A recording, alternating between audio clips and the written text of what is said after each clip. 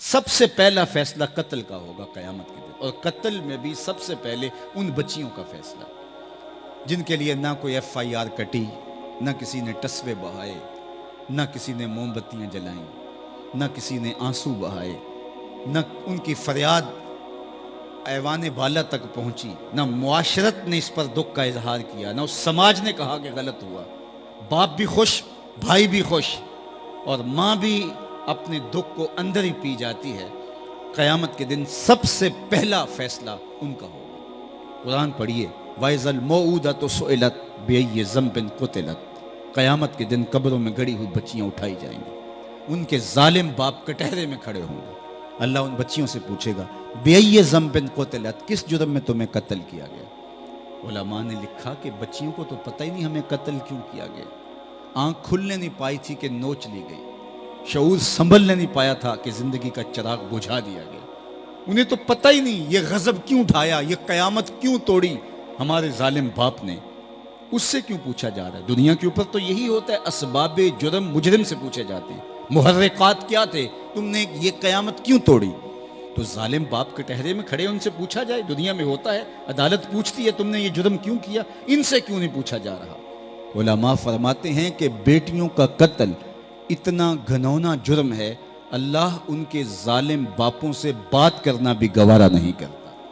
حالانکہ یہ خطاب عتاب ہوتا، یہ غصے سے کی ہوئی بات ہوتی، لیکن وہ اس قابل بھی نہیں ہے کہ ان سے خطاب عتاب بھی کیا جائے۔ اور ان بچیوں سے پوچھا جا رہا ہے، بِأَيِّ ذَنبٍ قُتِلَتْ، تمہیں کس جرم میں قتل کیا گیا؟ جب بچیوں کو قتل کر کے باپ داد وصول کرتا ہے کہ میں نے اپنی پگڑی کا کلس بچا لیا، اس زمانے میں ایک آواز اٹھتی ہے جو شرق سے غرب تک اور شمال سے جنوب تک سنی جاتی ہے، اور صدیوں تک وہ آواز سنی جا رہی ہے۔ وہ آپ نے بھی سنی ہے، وہ میں نے بھی سنی ہے۔ وہ صرف کلمہ محبت ہی نہیں، وہ کلمہ جہاد ہے۔ جب بیٹیوں کو زندہ درگور کیا جا رہا تھا تو ایک آواز بلند ہوتی ہے، لوگوں سن لو، میری فاطمہ میرے جگر کا ٹکڑا ہے۔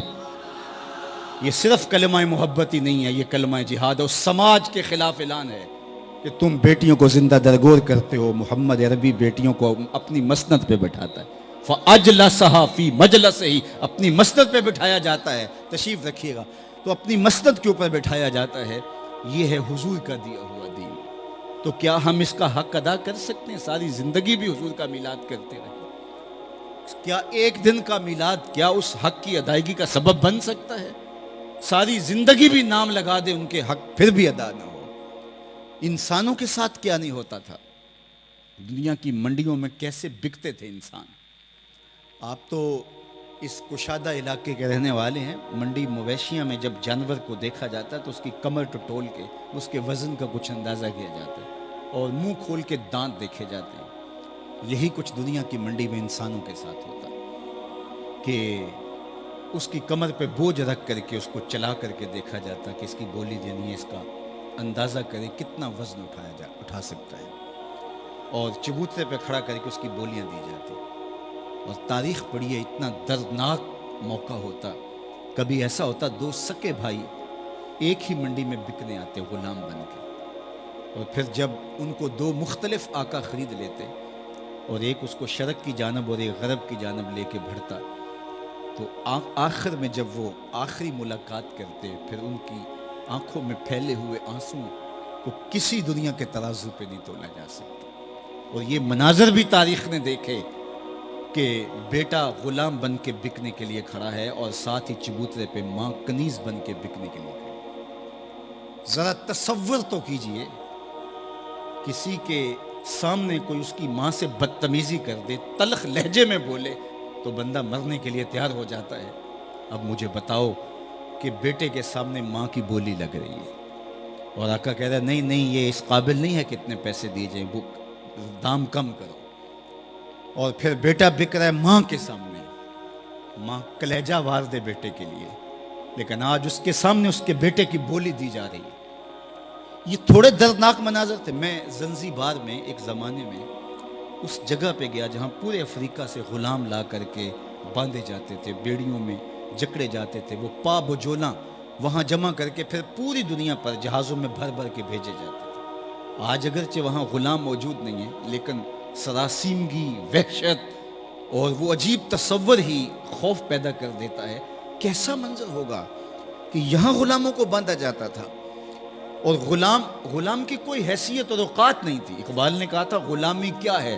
ذوق حسن و زیبائی سے محرومی. جسے زیبا کہیں آزاد بندے ہے وہی زیبا. بھروسہ کر نہیں سکتے غلاموں کی بصیرت پر کہ دنیا میں فقط مردان حر کی آنکھ ہے بینا. غلام ہوتا کیا ہے؟ غلام آقا کا جوتا دھوپ سے اٹھا کے چھاؤں میں رکھ دے, آقا اس پہ بھی کوڑے مارتا ہے کہ تو نے مجھے پوچھا کیوں نہیں. وہ کہتا ہے صاحب جوتا خراب ہو رہا تھا, لیکن آقا کہتا ہے نہیں تو نے مجھے پوچھنا تھا, تیری خوئے غلامی بدل. اس پہ اس کو کوڑے مار رہا ہے کہ تو نے میرا جوتا میرے اذن کے بغیر چھوا کیوں. جب غلام آقا کا جوتا بغیر اذن کے چھو نہیں سکتا, وہی دور دیکھیے. حضور معراج سے واپس آتے ہیں اور کہا بلال تو کون سا نیک عمل کرتا ہے؟ میں نے جنت میں تیرے قدموں کی آہٹ سنی ہے.